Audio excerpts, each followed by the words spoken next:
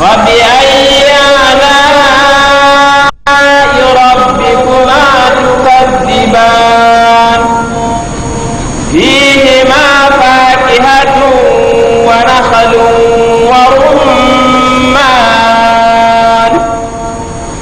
فبأي آلاء ربكما تكذبان فيهن خيرات حسان فبأي آلاء ربكما تكذبان يطمثهن إنس قبلهم ولا جان دعاءك قدر جنغ غاندي بوندارن الله درنين إن شاء الله. نعم. أعوذ بالله من الشيطان الرجيم. فيهن قاصرات الطرف لم يطمثهن إنس قبلهم ولا جان فبأي آلاء ربكما تكذبان كأنهن الياقوت والمرجان فبأي آلاء ربكما تكذبان هل جزاء الإحسان إلا الإحسان فبأي آلاء ربكما تكذبان ومن دونهما جنتان فبأي آلاء ربكما تكذبان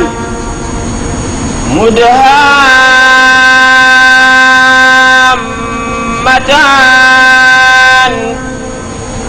فبأي آلاء ربكما تكذبان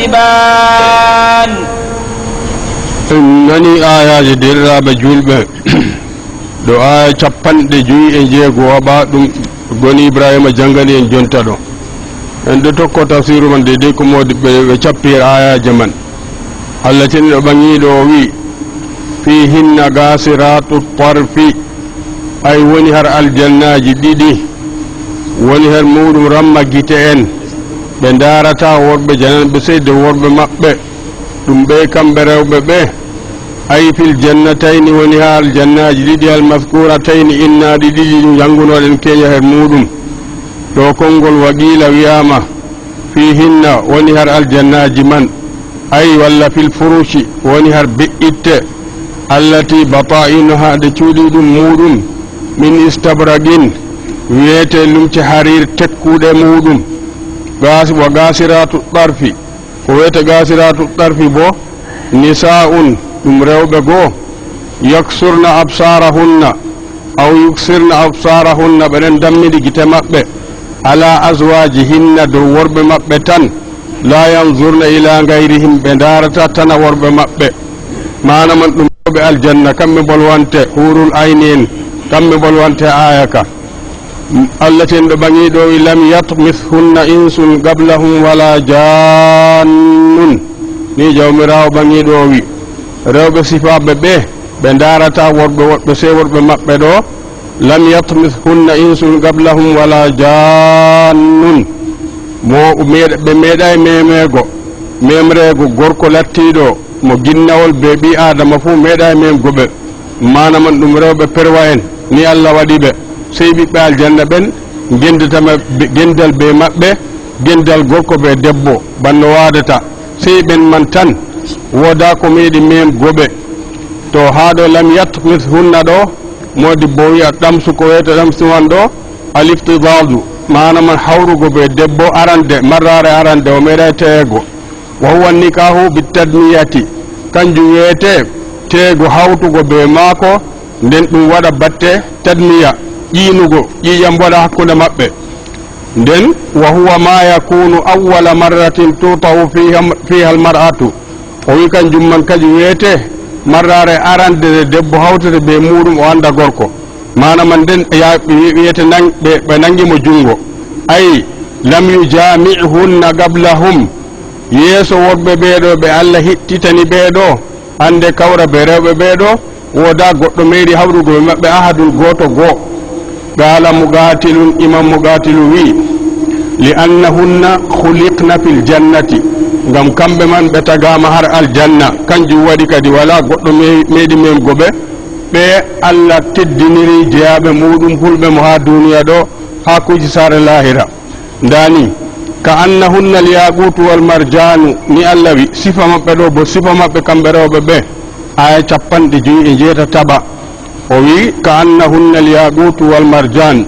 anumma kamɓe her wodgo maɓɓe ɓe laabgo maɓɓe bana hande jamde Allah teddini biyeteɗe marjan yaqutu ɓe marjan shabbahahunna subhanahu Allah nandidini ɓe fi safa'il lawni her laabgo nonde maɓɓe ma humratihi hawtade laabol man bo boɗewol ɗon jilli her ɗon seeɗa o nandidiniɓe bil yaqutu ɓato jamdi latti tedduni ɗi Allah teddini wiyete yaquturi wal marjanu be marjanu ɗum ɗo kuɗɗe ɗe ɓe nandi har haal ɓalli maɓɓe wal yaqutu modi boy ko wiyete yaqutu huwa al hajarul marufu kanjum wiyete hayre andande ɗum kaye bana kaye diyaman ni ɗum lattoto kuje majum wal marjanu bo hajarun yukhadhu min al bahri marjanu man bo ɗon hoore ɗum hayre go hoyetede ha nder maaje ɓe gawoto ɗum wawi ɓe gurtina ɗum wa huwa al ahmaru al marufu kañum wiyete boɗejum anda ɗum har yimɓe majum ngam ɓe andi ɗum ɗon ha gure maɓɓe ndani Allah cenɗo mangi ɗo wiyen aya 60 hal jazaa'ul ihsani illa al ihsanu kadi woodi ngenari mboɗenga koyna mboɗenga na moƴƴinɗo kana waɗana mboɗenga kallinɗo bona nam huude be mako de fodde hallende mako ay ma jazaa'u man ahsana al amala fi dunya illa al ihsanu ilayhi fil akhirati wona bi adama kuuɗo kuugal bongal diga duniya ɗo wala ko war jortede se be mboɗenga ha l'akhira man bo Allah war jortomo Allah wa e nder wajjotoɓe ha ɓe kuuɗe boɗɗe war jorteɓe ɓe boɗɗum ha lahira majum o wi fa hatani l jannatani aljannaji ɗiɗi bolwanaɗi ɗi jonte ɗin bolwanten jotta accu keñaji li ahli l fadli ɗum wodani yimɓe jam en darja assabiqina artuɓe li gayrihim tana muɗumen fil imani her imanaku kamɓe ɓeɗo kamɓe arti yimɓe fuu ha imanaku wa salihil amali ɓe kuuɗe boɗɗe kamɓe ɓe titana aljanna ka wa hum ala darajati ahli l jannati kamɓe wiyete ɓurɓe darajaji ha yimɓe aljanna fuu kamɓe ɓe ɓe wolwanta her ayaje ɗeɗo aya 62 o wi wa min dunihima jannatani accu aljannaji ɗi bolwanɗen towɗi ɗi woodi aljannaji ko warata gayamaji har darja ɗi jottaki yey araniman darja ɗum man o wolwanta jonta ɗo aya 62 ay wa min duni taynikal jannatayni o wi woodi ko wota gaye aljannaji bolwanaɗi caaliɗi ɗiɗo almawsufayni ciforaɗi bi sifatil mutagaddima ɓe sifaji kan ɗiɗi ɗi bolwanɗen jonta ɗo ay tahtahuma les maji bo jannatani aljannaji ɗiɗi ɗon ukhrayani goɗɗinon feere ɗiɗi liman duna ashabil jannatayni sabigatayni min ahlil jannati ɗo bo aljannaji ɓawoji bolwanaɗi jonta ɗi kanji man ɗi gonan gaye aljannaji artuɗi wolwanego min ahlil jannati ibde yimɓe aljanna ɗi bo Allah waɗi darja maji tokki darja artuɗi wolwanego ndani wa min dunihima jannatani ndani kadi o wi sifa maji kanji bo aya 69 mudhammatani nam o wi aljannaji man ɗiɗi ɗo ɓaleji kurum ngam wodgo leɗɗe gonɗe har aljanna man ɗo hakkede mbooɗi ɓe lattago hande ɓokkowol man ɗo ha warti bana hunde ɓaleere ta laari a ewi gese majum ɗo min shiddati khudratihima ngam satugo lattago leɗɗe man ɗe jari ha ɗe lattake ɓokkoji ha warti bana ɓalewol tarahuma a yiyan leɗɗe aljannaji ɗo manaman leɗɗe gonɗe ha ton ɗo fi ra'il ayni ha giɗɗe gite maɗa kam gadis waddata bana aljannaji man leɗɗe muɗum ɓaleje amma asli bo leɗɗe man ɓokkoje banno goɗɗo yiɗa tawigo keccol non man ɗo non ɗum sifa aljannaji majum ndani mudhammatani nden o wi fihima aynani tajriyani aw fihima aynani nadakhatani naam ɗum darinoɗen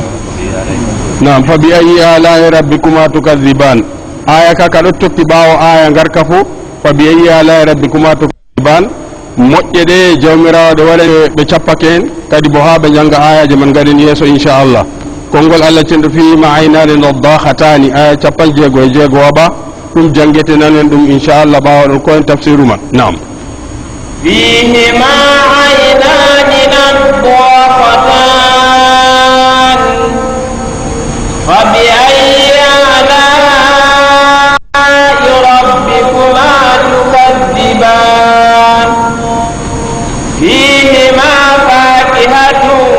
ونخل ورمان فبأي آلاء ربكما تكذبان فيهن خيرات حسان فبأي آلاء ربكما تكذبان حور مقصورات في الخيام فبأي آلاء ربكما تكذبان لم يطمثهن إنس قبلهم ولا جان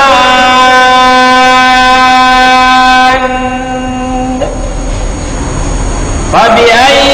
آلاء ربكما تكذبان إن تيدا بآيات دراب جلب الله تلين بني دوي فيهما عينان نضاختان ونها الجنة من ديدو شوف ديدي دوغوجي ديدي ديام فايدي تهار مودum ko wete an nadkhu modi boy ko wete nadkhu man do nadakhatani do ay fawarani almaa shofi man didi fu diden dogga ndiyam didon paƴƴito be ndiyam be sembe min al ayni de shofi wal mana ko wete mana man anna fil jannatayn al madhkuratayn aynayn fawaratayn woni ha al jannaji di bolwanadi bawoji do woni her mudum coofi ɗiɗi doggoji ndiyam mburtoto har muɗum be sembe fawwar bi mana ndiyam mburtoto ɓe faƴƴititto be sembe ndani ɗo fu ɗum moƴƴeɗe allah moƴƴani jeyaɓe maako rentiɓe ko haɗi ɓe har duniya ɗo ɓe kuwi umroje bo fodde ko ɓe mbawi ha ɓe jeeyi ɓe tawimo ɗum man allah teddinirtaɓe ndani aya 69 ko e jeweeɗiɗaɓa فيهما عينان نضاختان فبأي آلاء ربكما تكذبان de moƴƴe jawmirawo pewnoton onon ɓiɓɓe ginnaji ɓe ɓiɓɓe adama en nden o wi fihima fakiyatun wa nakhlun wa rummanun o woni har aljannaji man fonkalloji be dibinoje be rummanun koje ɗum man fu ɗum ɗon ha ton allah teddiniri jeyaɓe muɗum ɓe ɗo ɓe kuɗɗe ɗe ɗiɗi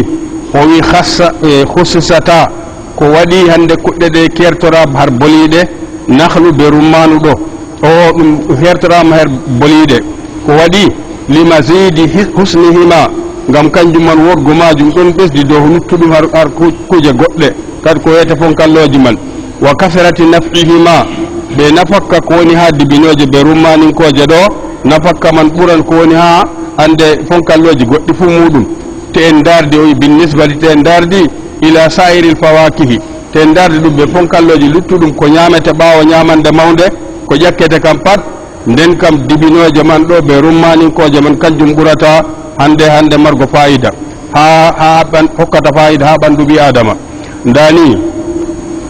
nden allah ten ɗo fa bi ayyi ala'i rabbikuma tukazziban ɗe moƴƴe jawmirawo pewnoton onon tagale ɗe ɗiɗi ɓiɓɓe adama en ɓe ginnaji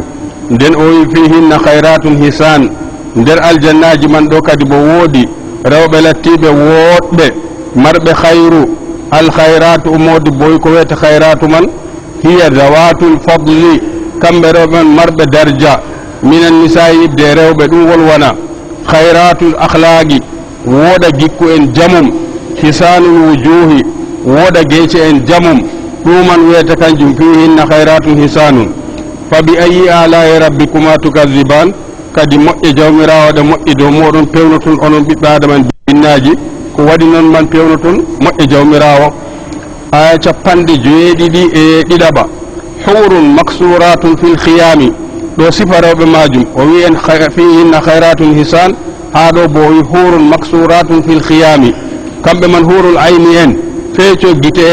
gite man hande feecago maje na feecol kallugol ɗe lorɗe ɗe daneje ɓalewol ɗon har maje ɗum wiyete sifa debbo lattiɗo ɓurduɗo fil khiyami ɓeɗon nder laymaji ɓe gurtatako ayi mahbusatun ɓe faddaɓe ɓusirna kamɓe ɓe rammiɗinama ala aswaji hinna dow teriɗiraɓe maɓɓe tan ɓe Allah titani ɓe fala yuridna gayrahum ɓe jiɗa worɓe ko luuti worɓe maɓɓe ɓe Allah titani ɓe wagad wasafa nisa aljannatayni sabigatayni hakika jawmirawo sifani en hande rewɓe ɓe aljannaji artuɗi calinoɗi ɗin bi annahunna qasiratu tarfi kamɓe kam ramma gite en ni no ɓe darata ko luuti worɓe maɓɓe ndani fa hiya ala manzilat kanjum man ɓurata hande darja har rewɓe fuu min haulayi dininta ɓeeɗo almaskurati innaɓe ha aya ka ka jangeten jotta ɓeya kam o sifiɓe be qasiratu tarfi ɓe darata ko luuti gorko maɓɓe o oy fa hiya ala manzilatin kañum man fa hunna ala manzilatin kamɓe ɓurta margo darja ɓaŋika ha rewɓeji min haulayi dininta ɓeeɗo almaskurati innaɓe jonta ha aya ka gonduɗen fi hadihi l ayati her aya ka gonduɗen tedduga ka qiila wi'ama alkhaymatu kadi koggol mako alkhiyam ɗo alkhaymatu ko wiyete khayma man ɗo o wi khayma man ɗo min khiyamil jannati nder laymaji ɗi aljanna na layma hon kon duniya durratun mujawwafatun kañum man ɗum durrori lattiɗi gaɗaɗi bana cuuɗi kadi maran ɗum hande her nokku goɗɗo wonata ni Allah teddiniri jeyaɓe ɓeɗo ndani fa bi ayi ala'i rabbikuma tukazziban nder moƴƴe ɗe jawmirawo moƴƴani on pewnotun onon ɓiɓɓe adama en ɓe ginnaji ni Allah ten ɗo ɓaŋiɗo o wi aya man ka 74 bo o wi lam yatmishunna insum qablahum wala jannun meeɗa men go rewɓe ɓe yeeso hande ɓe Allah titani ɓe insum ɓi adamin kojo qablahum yeeso worɓe maɓɓe ɓe Allah titi wala jannun wala hande ginnawol memi ɓe taqaddama tafsiruhu modi booɗo o wi en kandiniɗo tafsiru man nane ɗo ɗon o lortanta ko masala majum kadi ɗa ɓawo ɗum kadi o waddi aya 76 nam to ɗum janggueten do aya 76 ɗum janggueten ɓaɗen yeeso nam متكئين على رفرف خضر وعبقري حسان فبأي آلاء ربكما تكذبان تبارك اسم ربك ذي الجلال والإكرام صدق الله العظيم نهاية سورة en ceeda be ayaji derraɓe Allah ten ɗo o sifi ha nder aya ɗo aya 76 o wi jeyaɓe Allah lattiɓe laaɓɓe ɓe Allah hokki teddiniri be hande moƴƴere janguɗen ɗe muttakiina alhaali maɓɓe ɓe ɗettugi ala rafrafin khudrin wa abqariyin hisanin arrifrafu ko wiyete rafrafu man ɗo albusutu ɓeɗen mbaali dow be'itte hande be'itte laaɓɗe mawɗe boɗɗe waqiila konngol ɗiɗaɓol bo wi darbun min asiyabil khudri kañum man ɗum nonde her lumce lattiɗe ɓokko ɓokkoje kala hande nonde fuu ɓawo danewol kam hunde ɓokko ɓokkore ɗum ɓi adama ɓurata haqqidgo laargo ɗum man ɗo konngol ɗiɗaɓol wi ɗum nonde her lumce lattiɗe ɓokko ɓokkoje ɓeɗen mbaali dow maje tuugi dow maje wa abqariyu bo kanjum wiyete hunde ɓurdande wodgo hisanin boɗɗo sifi ɗum o abqariyun hisanin al abqariyu modi bowi ko wiyete abqariyu alzarabi kanjum wiyete be'itte wa tanafus ɓe fuu ɗam fasa bimana be'itte lattiɗe boɗɗe almuwashiyata gaɗanade hande e pawne dow muɗum ɗum wiyete atanafusul muwashiyatu wal abqariyu e ko wiyete abqariyu bo indal arabi ha arab en o wi kullu jalilin fadilin kala hunde lattinde teddunde lattinde wonde fakhirin mana man farnide min arrijali ɗiɓɓiɓɓe worɓe ɗo ka to ɓi adama en bana gorko o wi lattiɗo hande ɓe tedduɗo fakhirin mar parniɗo wanni sayi ban har rewɓe bo non awil ashiyayi walla o wi abqaru bo mawdiun tasumul arabu ɗum nokkure gonde arab en aƴata annabil jinni ɗum nokkure ginnaji ɗo ɓe mbiyata abqaru thumma nasabu ilayhi kulla shay'in ɓawo ɗum ɓe lenciti kala hunde fuu ta'ajjabu min hisqihi nde ɓe kayɗini her hande ƴoyre muɗum wa jawdati sun'ihi ɓe wodgo hande sifa kuugal muɗum ɓe mbiya wa quwwatihi ɓe hande sembe muɗum ɓe mbiya abqari to ɗum goɗɗo ma mbiya hada abqariyun to ɗum hunde ɗon bo latti wonde bo mbiya abqari ɗo arab en ko e ɗum ha hunde nde ɓe lencirita nokkure nde ɓe lencirita ɓe nde ɓe aajata ɗum nokkure ginnaji ɓawo ɗum ɓe lencitin dow kala hunde lattide ɓurgude woggo fuu ɓe mbiya shay'un abqari walla bo hada rajulun abqariyun manam ɓurguɗo har sifaji ɓe cuusal ko nande e muɗum ɓe caahu ɓe mbiya abqariyun dani aya capanɗe jeeɗiɗi e jeetataɓa ragare suurawol ngol ɗo allah cenɗo ɓaŋiɗo wi tabaraka smu rabbika dhil jalali wal ikrami dani moƴƴo jawmirawo maɗa ɗe ɓesdake ɗe guidake jeeyaɓe maako kanko jawmirawo cifreteɗo be hande mangu jawmu jalal teddungal wal ikrami e teddinki jeeyaɓe muɗum lattiɓe huuɓe kuuɗe boɗɗe fuu o teddiniraɓe be saare nde waɗi aljanna lattinde saare jeeyaɓe huuloɓe allah ceniɗo nda ɗum wiyete nihayatu sura ragare suurawol ngol ɗo ngol gonduɗe suratul rahmani dani tottoro en ɗon dara seeɗa ha suurawol ngol ɗo garangol yeeso idha waqa'atil waqi'atu ngam ñalumare jum'are gonɗen jangen ha magol seeɗa accen noon si jawali to allah hoddiri inchallah a'udhu billahi minash shaitanir rajim bismillahir rahmanir rahim idha waqa'atil waqi'ah ɗo man goni ibrahima jangante en daren ɗe kaɗen inchallah naam bismillahir rahmanir rahim idha waqa'atil waqi'ah laysa liwaqa'atiha kadhibah khafidatur rafi'ah idha rujjatil ardu rajja wa bussatil jibalu bassa fakanat haba'an munbassa wa kuntum azwajan thalatha fa ashabul maymanati ma ashabul maymanah wa ashabul mash'amati ma ashabul mash'amah was-sabiquna as-sabiqun ulaika al-muqarrabun fi jannatin na'im en teedaɓe aaje derraɓe julɓe en nani aran suurawol ngol ɗo suratul waqi'ati modi boowi makkiyatun makka ngol jippido nelaɗo allah sallallahu alayhi wa sallam wa ayatuha ayaje ngol mari bo 96 ayaje 59 ndani to gangol suurawol ngol tartibu magol ha suraji qur'anu diga suratu jiido ha bagara ha waddugo ɗo ngol ɗon mari ragam 56 ni ngol woni ar tartibu suraji diga bagara ha wardugo walla bo diga suratul fatiha ha wargo ɗo aya 55 surawol 56 waɓol ndani ngol tartibu magol bismillahir rahmanir rahim idha waqa'atil waqi'ah toni dargal darake en mbiyan allah cenɗo ɓangiɗo en aya gotka bo idha zulzilatil ardu zilzalaha ɗo fu darago dargal man mana man alwaqi'atu ko wiyete waqi'a modi bo wi ismun lil qiyamati ɗum inde ñalumare dargal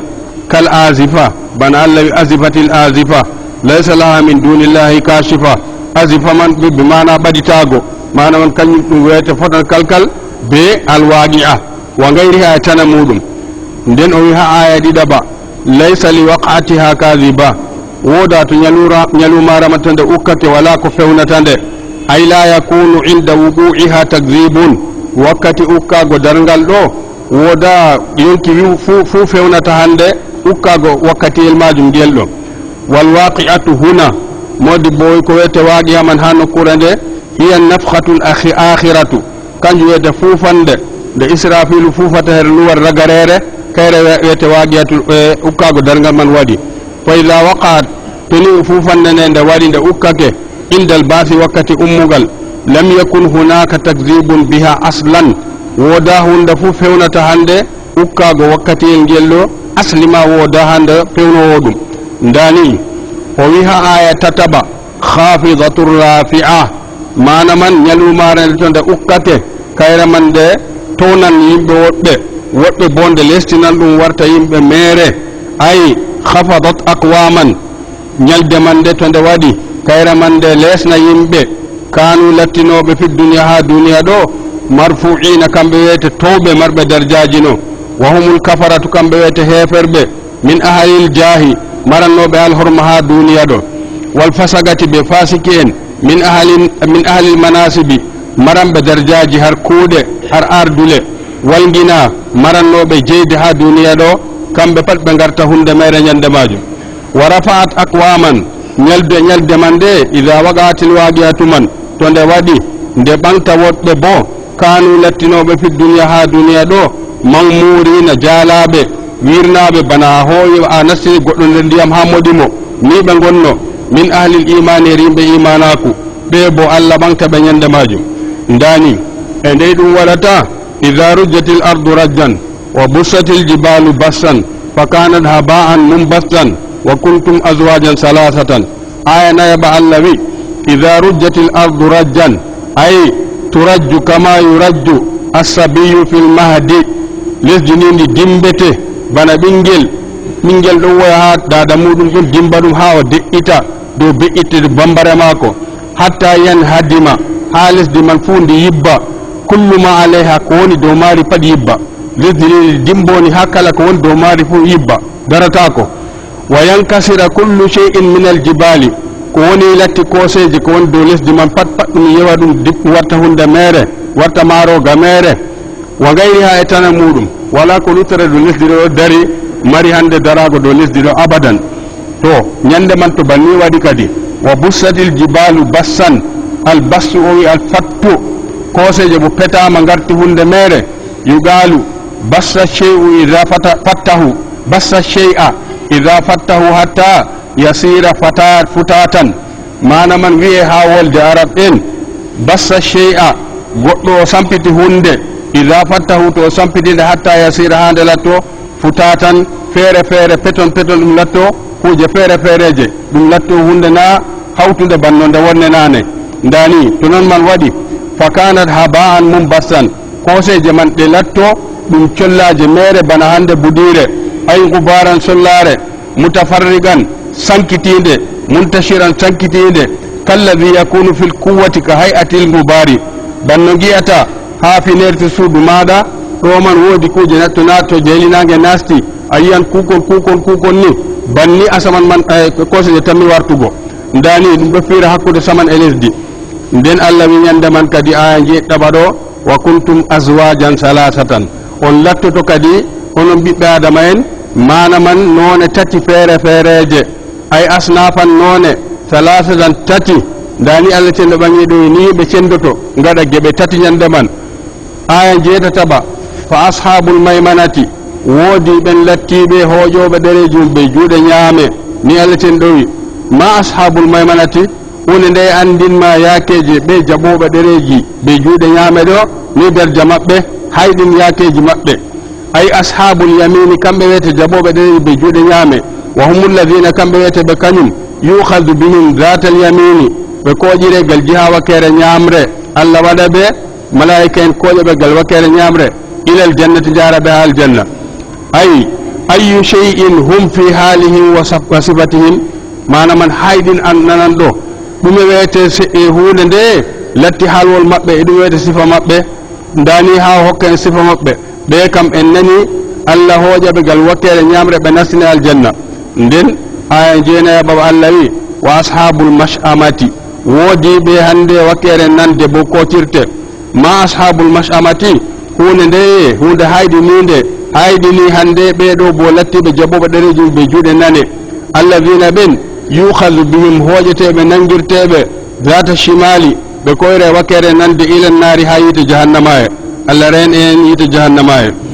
nden yeɓre tataɓre goo ɗo kam geɓe ɗiɗi nden yeɓre tataɓre ha aya sappo oɓa allah wi wassabiquna dani assabiquna wiyete ko wiyete sabiquna kamɓe wiyete daddattirɓe artoɓe ilal imani ha imana ko artunoɓe nuɗɗingo annabijo wal jihadi kamɓe jeeyi jihadi fi sabilillah ha dina allah daro wat tawbati kamɓe hande jaawi tuubi her allah ceniɗo koɓe kuwanno har keferaku ɓe gonno ɓe garti har islama wa amalil birri ɓe datɓe bo har kuuɗe mboɗenga fuu kamɓe ɓe humu sabiquna ila rahmatillahi kamɓe wiyete daɗoɓe yareteɓe ha hinne allah ceniɗo allah wa en ɗo jama'ara majum allah wi ulaika almugarrabuna aya sappo e go o waɓa ha surawol ngol ɗo ulaika almugarrabuna ɓeɗo siforiɓe sifaji ɓeɗo kamɓe wiyete ɓaddinaɓe ay almugarrabuna ila jazili sawabillahi kamɓe ɓaddinaɓe ha ɓurɗum wommugo ɗuɗgo mbar jari jawmirawo wa azimi karamatihi ɓe tedduɗum hande ballal maako karama maako ko allah hokki ɓe dani allah cenɗo ɓaŋiɗo wer aya sappo e tataɓa dow maka jangueten sullatum min al awwalina wa qalilum min al akhirina nam fi jannati naimi kamɓe ɓe tabiti aljannaji ɗi nema ɗi allah siriyani jeyaɓe muɗum ɓe huloɓe ɗum allah ti annabijo min wi sallallah alih w sallama aadda allahu li ibadi lmuttaqina fiha ma la aynu ra'at wala udunun sami'at wala khatara ala qalbi bashar allah siriyani jeyaɓe ma ko huloɓe mo wo har aljanna ko yitere meeɗa yiigo ko nofuru meeɗa nango nden meeɗa dogga dow ɓernde ɓi adama ni hota be ko woni ha aljanna ni ne laaɗo allah wi alayhi salatu wassalamu allah wat en nder yeɓre majum nam اقرأ سلة من الأولين ثلة من الأولين وقليل من الآخرين على سرر موضونة متكئين عليها متقابلين يطوف عليهم ولدان مخلدون بأكواب وأباريق وكأس من معين لا يصدعون عنها ولا ينزفون وفاكهة مما يتخيرون ولحم طير مما يشتهون وحور عين كأمثال اللؤلؤ المكنون جزاء بما كانوا يعملون لا يسمعون فيها لغوا ولا تأثيما إلا قيلا سلاما سلاما en ceedaɓe ayaji derɗaɓe allah ceniɗo ɓaŋiɗo wer aya sappo e tataɓa sullatum min al awwalina wa qalilum min al akhirina sullatu modi bowi ko wiyete sullaman al jama'atu jama'are allati nden la yuhsaru adaduha nde limgal muɗum wawata limego ha famaniɓe poti wal muradu ko muyaɓe bolle ɗe bil awwalina artuɓe ha aya ɗo humul umamu sabigatu kamɓe ummatoje artunoɗe min ladun adama diga annabi adama ila nabiyina sallallahu alayhi wa sallama a annabijo men alayhi salatu wassalamu ɗo muuya be sullatum min al awwalina wa qalilum min al akhirina her aya sappo e nayaba ɗo o wi ay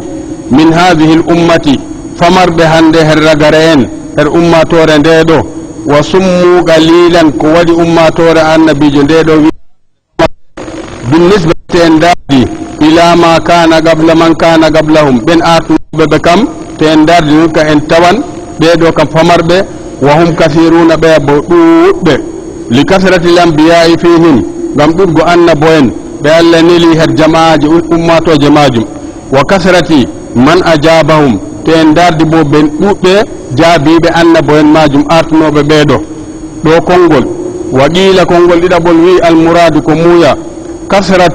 كثرة من أوائل أمة محمد واتو كثرة أبغو من أوائل أرن أمة محمد أمة النبي محمد صلى الله عليه وسلم وقليل من أواخرها بفمر به الرجر لتي برجر أربون برجر أمة النبي جماجم وهذا داويدو بخلاف أصحاب اليمين قلوتي جمع جبان دريج بجود نيامه كما ياتي بنتمي وران غوين آية جغران يسو فإنهم كم ببي ثلة من الأولين وثلة من الآخرين كم بمن بجماعة دوند هرهند أران إن وثلة من الآخرين بجماعة دوند بو من الآخرين الرغرين بو فلا يمتنع ومي هذا تاكو أن يكون في أصحاب اليمين هربيد وجبو بدريج بجود نعم يددهم هذا تاكو من هذه الأمة بغنها أمة ورنندن من هو أكثر من أصحاب اليمين بلتو هندار أمة النبي جنندن بلتو توبة جبو بدري بجود نعمة من غيرهم هر دين تتنا مبه هذا تعالى تاغوار أمة النبي جنندن لتو أصحاب اليمين من قرن بيقول جهر أمة وجتالي نود داني فيجتمع ويكدي موبو من قليل سابقي هذه الأمة هر فمر به أرتلوب هر أمة ورندو ومن سلة أصحاب اليمين بجماعة جمع جبو بدريج بجود نعمة منها هر أمة ورندن من يكون إلا تتوبة نصف أهل الجنة دم هند دم ريوتاكو دم حرتاك دم لتو كم بمن بكوت بيدو أمة ورندن أران علم برغر من كوت لتو بريتا بيبي الجنة فمور بلتو ريتا كونغام بيابر تدوب غالين جلبو فقد قال النبي صلى الله عليه وسلم وهك دليل الرطن أوي حقيقة لا دعا النبي لأصحابه صحابه ما قويدهم إني نمن النبي جل أرجو والله من التمو أن تكونوا نصف أهل الجنة مدن تمو لتورون أنون أمة ورام ديدو أنون ويتريتا بيبال الجنة فمودم بيدوغ أمة جدي چالينو دبي أنبوين أوغ أنبوين هر مقبه بينلابه فومن أمة ورام النبي جو وريتا فوريتا وكيم هواتا ريتا ناس بالجنة داني الله وعند جماعة وي على سرور موضونة بدون غني دو هاندي أرنغاجي ليش لاتيدي تودي أي تنيادي الموضونة المنسوجة كان يرى تنيادي بقضبان الذهب بهاندي لوتي لاتيدي دي كنيري دم أرنغاجي دي غارا نا لوتي ميري لوتي ميري أندي لاتيدي لتدو وقيلا مشبكة بالدر كان جمان تغرنا دي فاوني بدروري والياغوت بياغوتوري جمد لكيد ديمي والزبرجد بزبرجدوري دم صفاك أرنغاجي دي غارا متكئين عليها متقابلين بدون هادو أرنغاجي دي بدون تيتو تيري غمبي بيال جنة ولا داران دو حبو دو اويا hande worgo jonde sey toon fu on ɗon dartira ɗum wiyete jonde wonde na oɗo hokkiti oya hoɓɓudu ndani ayi mustaqirrina ɓeɗo tabiti ala sururin dow argaje muttaki'ina ɓeɗon hande ɓeɗo tiwgi alayha dow maje mutagabilina ɓeɗon titotiri la yanzuru baduhum gafa badin yoga maɓɓe larata hoɓɓudu yoga ɗum wiyete belɗum ha jonde ndani o wi aya 15 ban halwol ngo ɓe goni gonɗo yatufu alayhim wildanun mukhalladuna derke en noon Allah waɗi ɓalli derkeji o tagi ɓe aljanna toon ɓen man jaggano ɓiɓɓe aljanna nastuɓe aljanna ayi yatufu alayhim ɓe taro dow maɓɓe wildanun ɓikkon mukhalladuna dumneteɓe ɓe mayata almana ko wiyete mana man yaduru hawlahum ɗo taro kombi ɓiɓɓe aljanna ɗo lil khidmati gam jagganago ɓe gilmanun sukahon gilmanun lahum suka en maɓɓe ɗon taro dow maɓɓe la yahramuna derke en ɓe Allah waɗi sifaka kamɓe man ɓe nayiwata wala yatagayyaruna ɓe cañata ko ɓalli maɓɓe nde fu ɓalli man ɗon ɗiggudi non qila wi'ama wa hum wildanul muslimina woodi konngol nder konngudi modde ɓe wiyata ɗum ɓiɓɓe julɓe maynoɓe man diga famarɓe man ɓen Allah waɗi wartiriɓe ha aljanna ɓe gaɗa ɓe jaggano hande ɓeɗo lattiɓe ɓiɓɓe aljanna ɗo konngol wa qila konngol gongol bowi hum atfalul mushrikina kamɓe man ɗum ɓiɓɓe heferɓe maynoɓe diga pamaraku wowo dani ɗo bo konngol wala yabudu an yakunu makhluqina fil jannati lil qiyami bi hadhihi al khidma modi bo o wi o sappoto konngol nder konngudi o wi daynata ko an yakunu ɓe latto makhluqina ɓe tagaɓe ha aljanna man ton fil jannati aljanna ton lil qiyami ngam ɓe darano bi hadhihi al khidma ɓe jaggol ngol ɓe jaggano lattiɓe ɓiɓɓe aljanna ɗum bo riwatake ɗum daynatake ha rayuji dani ɓeɗo taro do maɓɓe be ɗume bi akwabin wa abariqa wa ka'sin min ma'inin la yusaddauna anha wala yuzifun ni Allah tendo bangi ɗo wi ɓeɗon joggi har dow maɓɓe ɓeɗo taro bi akwabin al akwabu ko wiyete al akwabu o wi yalqidahu kanjum wiyete tummukon al mustadiratu tari ko al mustadiratul afwahi kon kunduɗe muɗum ɗo taari allati la adana laha ɗum wala nam la adana laha ɗum wala hande noppi mana man ɗum wala kunduɗe wala ura man ɗum maray kunduɗe har ko faccirter muɗum wal abariqu ko wiyete abariqu bo hiya zatul ura ko mari kunduɗe wal kharatimu be hande be khurtum man kanjum wiyete hunduko har hunde wurtorto wa kasin min ma'inin nden ɓe dokke bo kaasu to en nani kaasu haluga arabiya mana man tummugel kewgel giya walla berru hendu giya mbeta kaasu ay min khamrin jariyatin min al uyuni ibde giya doggojam har coofi biyarigo nam la yusaddauna anha wala yuzafuna don yeso man do wala yeso nam har wol doguɓe ngol ɓe goni dow muɗum gol Allah wi la yusaddauna anha ngam sababu yargo giya kaɗo ka aljanna ka kanka man ka waɗata hoore maɓɓe naawa banno giya duniya ay la tatasadda'u ru'usuhum min shurbiha koye maɓɓe miilatako ɓe matata nawral koye en yargo giya ka aljanna wala yusifuna nden ɓe guykata bo ay la yaskuruna ɓe guykata fa tadhabu uqulum sakko hande hakkiloji maɓɓe natta ɓe wuykugo giya ndani wa fatihatin mimma yatakhayyaruna Allah hokkaɓe bo fonkalloji ko ñamete ɓawo ñamande mawde ɓawo ko ƴekkete kam pat Allah hokkaɓe none feere feereje ay yahtaruna koɓe giɗi kamɓe koɓe cuɓata wayantaguna ɓe cuɓta atayibahu ko ɓuuri welgo nder kuɗɗe majum ɗum man Allah hokkata ɓe wa lahmi tayrin mimma yashtahuna nonnon Allah hokkaɓe kucele ko latta colliɗi ɓe giɗi sondu ɗo fiira noon to numi o yiɗi sondu majum ɗum warano ñamdu timmidindu yeeso maako wa huwa afdalu min gayrihi min alluhumi mana man kucele lattiɗe ɗe colli ɗo kañum ɓurata har tana muɗum her kucele kam pat kucele colli man koye ɓurata welgo wa alazzu kañum ɓurata welgo ndani mimma yashtahuna dede koɓe cuurete ɓe dokkete mimma yatamannawnahu koɓe geleto wa tashtahihi anfusuhum nafsuji maɓɓe miiloto jiɗa her muɗum ndani accuɗon bo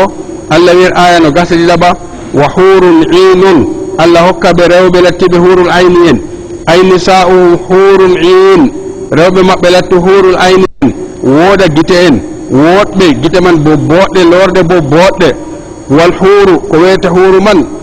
wal hawaru fil ayni ko wiyete hawaru fil ayni har yitere ɗo shiddatu sawadiha shiddatu sawadiha mana man ɓalewol gite man ɗo latto ɓuran satugo ɓalwugo wa shiddatu bayadiha non hande satugo danewol bo kañum bo danewol lamgol tan non wal inu bo wasi'atul a'yuni ko wiyete in ha aya ɗo mana man ɓe feeco gite en gite lorde amma boɗɗe danewol be ɓalewol fuu nder wakkati goto ɗum wiyete ɓurdu ɗum har sifaji rewɓe ɓiɓɓe aljanna ɓe Allah hokkata ɓe o nandidi rewɓe man ɗo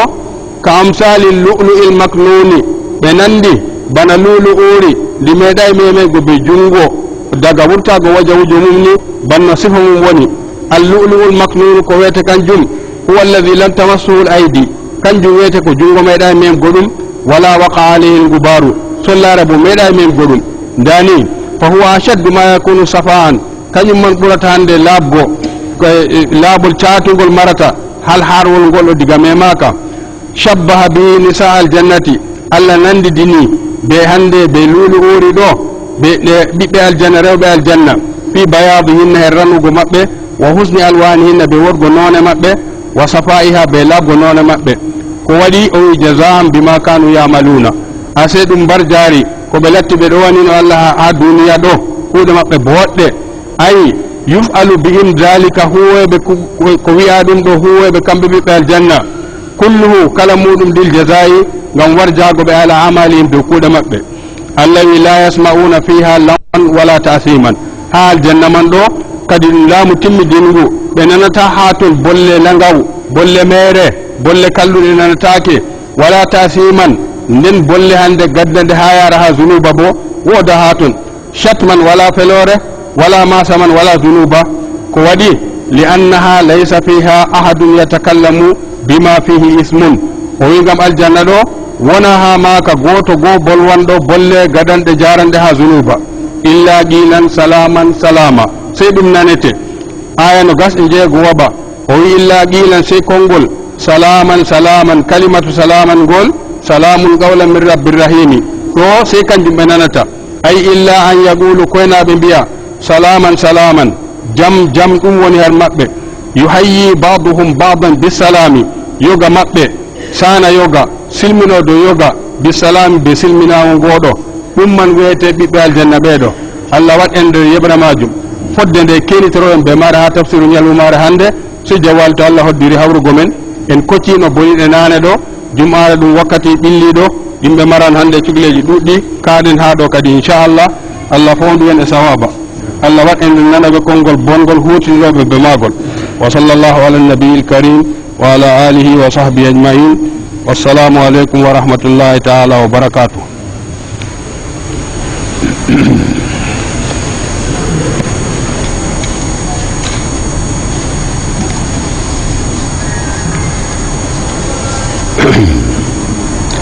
alhamdulillah wassalatu wassalamu ala ashrafil mursalin amma ba'du en koyino keña fasluwol sappowaɓol al imanu bil yawmil akhiri nuɗɗirgo ñalumare ragarere en koyi aran muɗum seeɗa ha en gari ha dalilaji cettinadi ha deftere allah ɓe sunna annabijo ko tabitinta ñalumare darangal nde woodi nde waɗan fakat ɗum man ɗum ayaji jurgari her man hadiseji annabijo ɗuɗɗi gari ha ɗo ko en seeɗa her majum ɓe larango ñalde meɗen al adillatu naqliyatu dalilaji cettinadi her deftere allah ceniɗo wiyete qur'anu aranol man o wi ihbaruhu taala an dhalika fi qawli allah cenɗo biɗo en ɗum ñalumare darangal ɗo mana man ɗum waɗan o biɗo en ha bolle mako garanɗe ɗo